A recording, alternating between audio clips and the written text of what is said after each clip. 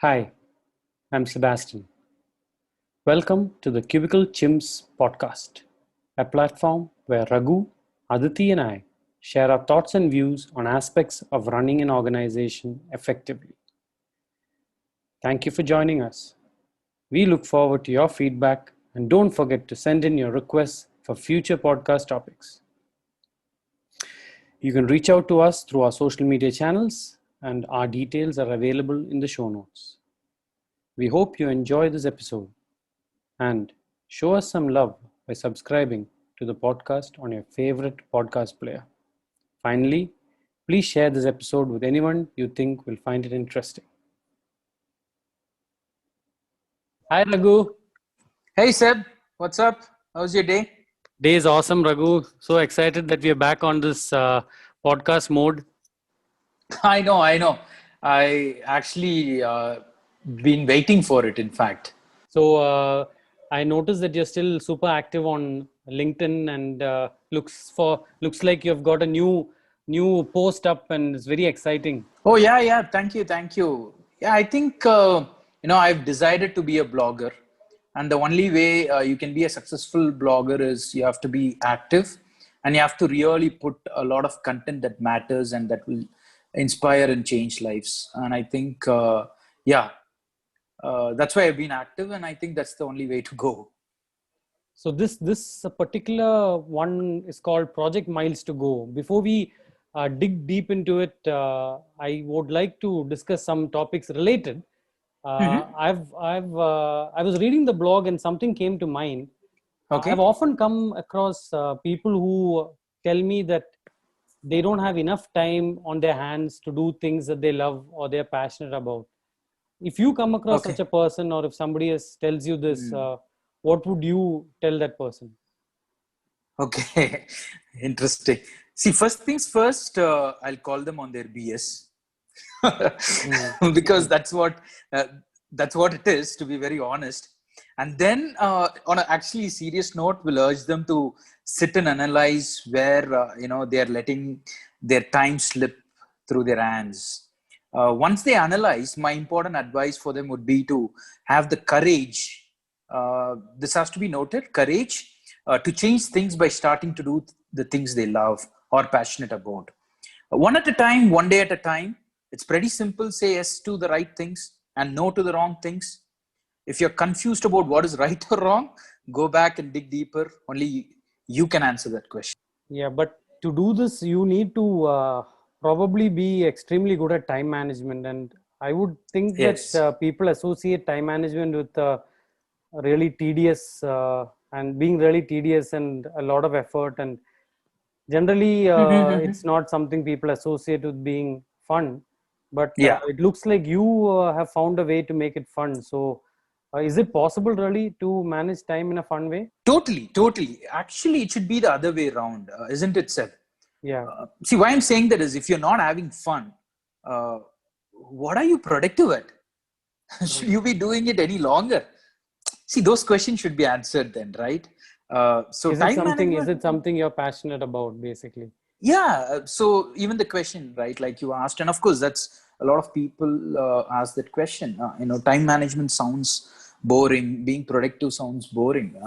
Yeah, but I would ask the question a little bit differently. Like I just said, what are you productive at, and should you even be doing it any longer? But yeah, to answer your question, time management is often misunderstood as this long laundry list of boring action items. It can be, if you are working on things you dread or hate, but it actually is the opposite if you're working on the things you love. The essence of time management is to bring fun and structure to your journey of executing the things you love and want to make a difference, which is in the process will bring you lots of hard and soft benefits like wealth, happiness, a lot of freedom. You can be wherever you want and do whatever you like. Things like that will follow.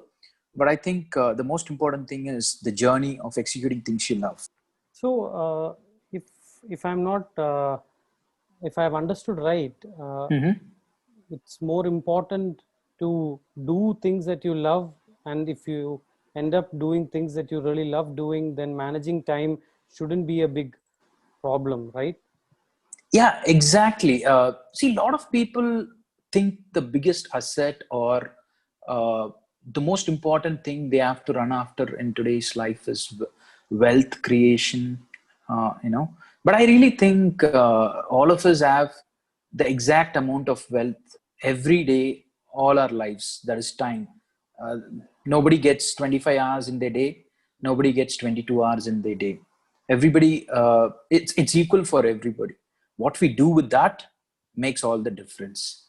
And I think the most important thing then is fill your days with what you love. There's no point in doing what you dread or thinking of your action items as boring or things that you don't like. I think that's not the way to go, and that will not lead you to any results or success or happiness. So these last few months working with you, I've observed that you seem to be effective in managing your time and in executing on the tasks that you have set forward for yourself and for the teams that you manage.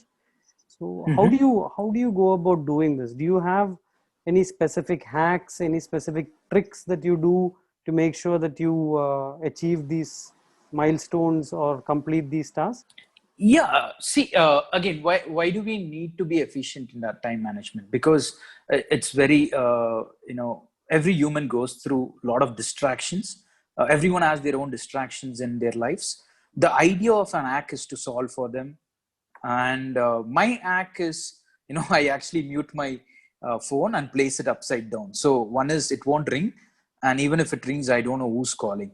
Right. So I don't see the screen until I complete a task which I've started, because it's very important you don't disturb those flow states which you get into when you're working on something. When you're in a flow state, you get to achieve a lot of things. If somebody wants to know what is a flow state, I think you can do your own research. You can Google, or I can put a post or an article later. But those flow states are hard to get, but when you get it, you have to really maximize on them.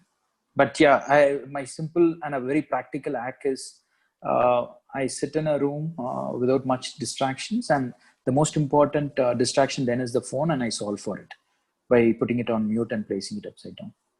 Yeah, that's so interesting because I use a couple of hacks similar to what you do.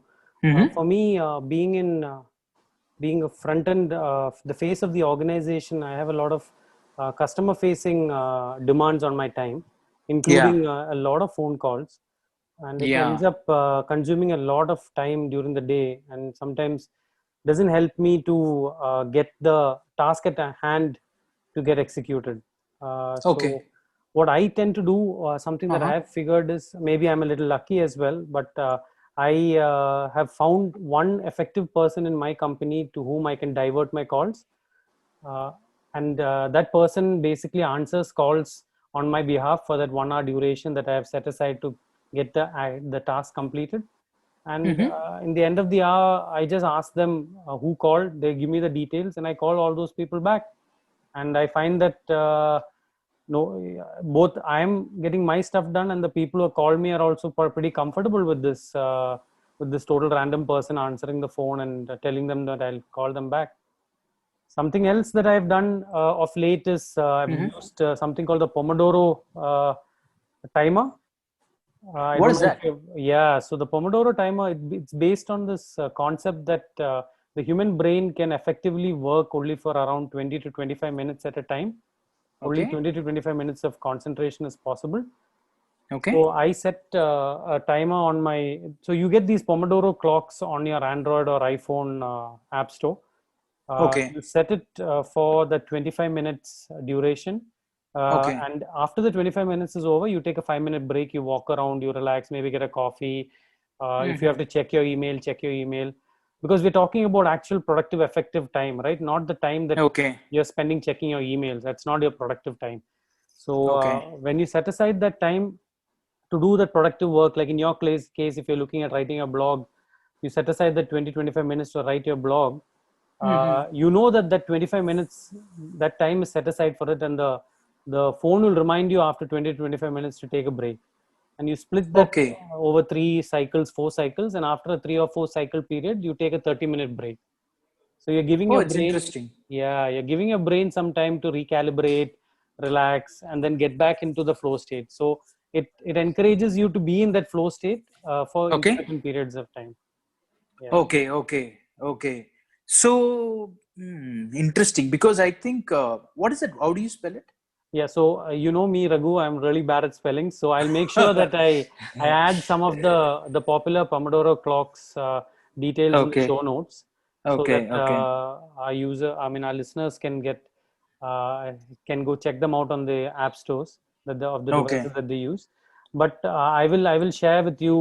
No, there is a reason why I asked you. Sorry, Okay. complete. Yeah. Finish it. Yeah. So the Pomodoro method is not something that you would follow in a very stringent manner. Okay. It is something that would help you in effectively managing your regular day-to-day tasks. Okay. But if you are in a flow state beyond 20 minutes, 30 minutes, 1 hour, 2 hour, the Mm-hmm. Pomodoro method doesn't ask you to get up and go. Like when you're in a flow Got it. state, you're in a flow state. You just have to get going, and you just have to Yeah. keep going and get the work done. But yeah, it's just one of those simple hacks. If you have set aside time for doing 5 or 6 different things during the day, then Mm-hmm. you know that okay, that 20-minute slot is only for that, or 25-minute slot is only for that. I don't know if you know this, but I believe Elon Musk has timed every 5 minutes of his day. He knows exactly Oh, what he is going to do. So, so I think we can at least do 5 times. So 25 I minutes think a day we can try. that's a dream for me, but yeah. But yeah, it's a starting point. Project miles to go. Yeah, yeah. So coming back to Project Miles to Go, Yeah. I'm really curious to know what inspired you to start it. See, my inspirations are from little, you call the offbeat humans, right? Now, not from the mainstream corporate life and things like that. Or to rightly put, actually, to me, they are superhumans. They are living proofs on how effective and successful someone can become if they manage their time well. Again, I just spoke about him. Joe Rogan is my biggest inspiration. There are other things amazing superhumans do, and some of them are Cameron Hanes. You would have heard about him, right? One of Yeah, the yeah, best yeah. bow hunters on this planet. I think the listeners have to follow the guys who I'm talking about, or at least read.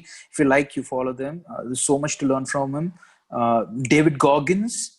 Yeah, If yeah. there, yeah, The if toughest there are man on the planet. yeah, exactly. If there are aliens on Earth, he has to be the first one, I think. Yeah, and of course there are many. Dwayne Johnson, no, he needs no explaining or introduction. The amount of things that guy can get done in a day. See, that's what I told you just before some time, right? It's very important that it's 24 hours. Everyone is gone, but it's important what we do in those 24 hours. Yeah, but finally, not to sound kissing ass, but my personal favorite, that's you. I still remember. No. See, on a serious note, right? I still remember how you started because I know you for the last 20 years. We studied together. That's a great transformation that has happened. And I still remember barely you could run half a kilometer when you started some 10 years back, Yeah, if I'm not wrong. yeah. And the things you went on to do and still doing every day is an inspiration. I think I keep following you. Everybody does. A lot of them do. So, how many of those half marathons and full marathons have you completed by now? So to be After very you could honest, not run yeah, 1.5 kilometer. yeah. So to be very honest, I've completely lost track of the number of half marathons because now half marathons have, like, I think over the last 8 years, I must have done at least one or two every other month. So Wow. that's probably, like, I would have crossed maybe 25 or 30 half marathons by now. But full marathons, I've done about 6 of them. And now I'm actually, so it's a good thing you brought this up. I'm actually getting into specific training to get faster at the full marathon. And Oh, yeah, okay. so it's something that I started for health reasons, but now it's become a passion. But yeah, I can understand what you mean about how if you set certain goals and you have specific milestones to achieve those goals, then you can definitely you can definitely achieve those goals. I Yeah. think that's the whole point. Yeah. This, So yeah, can the you whole can you tell me a little bit more about the project milestone miles to go challenge? I mean, I think you've put it up as a challenge for yourself for a month, right? correct. Yes.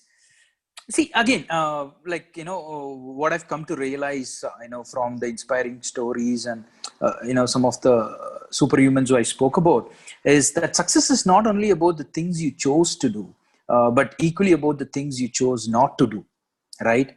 And that's time management and the ability to analyze how you went about your days, weeks, and month. Once a month is important.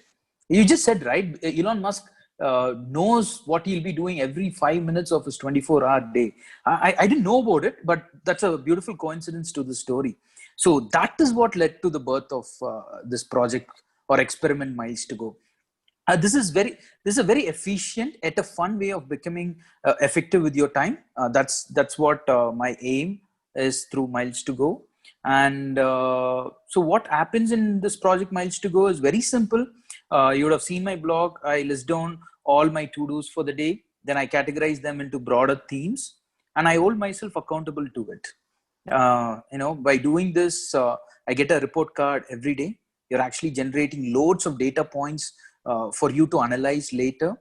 Wow. Then that in itself is great content with data points like the themes you're spending time on, the amount of time you spent on, like I mentioned, the themes, then patterns of your efficiency, which days you're doing what things, everything, right? I think data is always helpful, and that's my idea of this So project I Miles to Go. noticed, yeah. So I noticed in the blog that you have an infographic that you create. Is this something that you're doing to make this activity fun, or why would you put in this effort of creating an infographic? See, because I put almost 12 to 14 hours of effort, or sometimes even more, to do or get done with all my action items, right? But eventually, I want those action items to speak to me.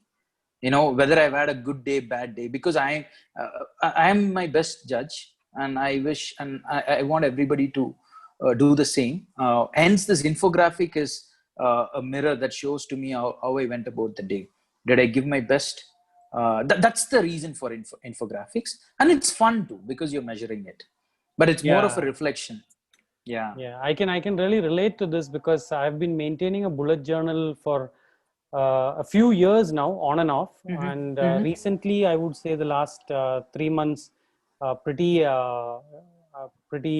accurately and pretty on a day-to-day basis. And the Okay. satisfaction you get from listing down the activities, the meetings, the phone calls, the follow-ups that you need to do, and then crossing it off in the book Yeah. to show that you have done it, that satisfaction is it's a great satisfaction. So in some ways I think that's what this also achieves for you, right? You get a lot of satisfaction Yeah. by seeing what you set out to do and what you managed to get completed. Yeah, to speak in your own world, it's like, you run your full marathon, but finally they put the medal around your neck, right? It's Yeah, something like this. yeah, That's that infographics which speak to you.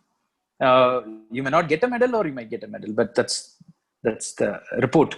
How fast you ran is this project Miles to Go infographic chart. Anyways, I'll be submitting my report card in a month, right? Because it's an experiment which I want to really run it for a month and see it. So that should okay. tell a lot more. Yeah. So After are all, you after all, actions speak louder than words. So the report card should tell a lot more than what I'm talking now. yeah, but are you going to be posting your infographics on some social media channel on a day-to-day basis or a weekly basis? Every day you can see my performance on Instagram Wow. stories. Wow. It started, I think, on October 20th. Wow. I will be doing that every day. How many action items, what are the themes, categories, and what percentage of my action items were completed, count and percentage. So you can all see how I'm faring. Awesome. So I mean, all our social media handles are, of course, available on the show notes. But this seems to be like a very effective way to achieve your goals. I mean, can you Yeah. use these techniques or these steps that you're using to achieve bigger goals? 100%, 100%. See, this is again, right? This is an evolution project. You got to get started. Then, when you analyze, like most of the things in life, after a month, you will really know what you've spent your time on. Is it really worth doing the things that you did? Has it taken you someplace? That's why I said report card, right? Report card will not be only, collation of all these data points. it'll also speak about like 5-6 important action items I've achieved personally in my life because of this report card. That's what I'm actually very curious about. It sounds really exciting. I'm really looking forward to seeing what you're doing every day in your social media, in your Instagram stories. I'm also looking forward to the result at the end of 1 month's time and how you're going to tell all of us how this has impacted your life. But before we Yeah. go, I wanted to ask you this. Why do Yeah. you name it Miles to Go? There must be some good reason why you named it Miles to Go. Not because of running, I'm sure. No. That's very simple. I think a lot of them would relate to it. But since you asked, yeah, of course, a lot of us growing up would have been in some time or the other a fan of, the poet Robert Frost. So Yeah. I've taken it from him, and especially the last 4 lines he says in his poem, "Stopping by woods on a snowy evening." Right? He says that woods are lovely, dark, and deep, but I have promises to keep, and miles to go before I sleep, and miles to go before I sleep. And I think all of us have miles to go before we call it a life. And it's what you do in those times is extremely important. What difference you make and the legacy you leave is important. And I think, hence, my way of saying thanks to Robert Frost. Wow, that's really beautiful, Raghu. That's really amazing. Once Thank again, you, sir. I'm sure the listeners and all your fans on LinkedIn, as well as on the other platforms, look forward to getting to know more about this project Miles to Go and how it's impacted you and how it's affected you over this 1 month challenge period. We should probably Yeah. call it Raghu October Challenge Project Miles to Go, and others should get on this bandwagon. Maybe sometime in the future we can launch something like that. Right. Yeah. So Yeah. yeah. So I think are we done for today? I think we have covered pretty much everything. Are we? If you're done, I think we can slowly wind down and uh, maybe come back soon for the third podcast. Yes, sir.